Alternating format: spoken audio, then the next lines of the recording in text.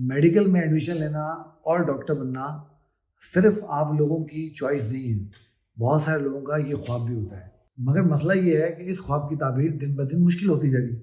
जैसा कि आपको इस वक्त स्क्रीन के ऊपर एक चार्ट नज़र आ रहा है जो आपको बता रहा है कि हर साल एडमिशन के लिए एक्वायर्ड CPM बढ़ती चली जा रही है। इसका मतलब ये हुआ कि इस साल अगर आप 89%, 88% मार्क्स लेके MBBS के एडमिशन सिक्योर कर रहे थे तो अगले साल ये 90 और 91% तक जाने वाला है।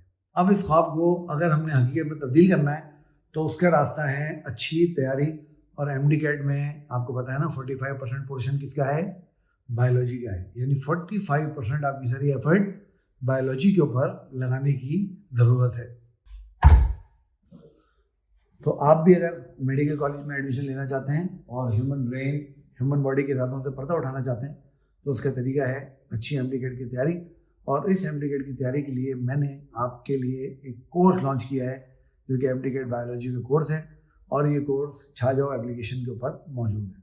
तो फिर देर की बात की है, डिस्क्रिप्शन में पूरा का पूरा तरीक़ाकार, पूरा लिंक मौजूद है।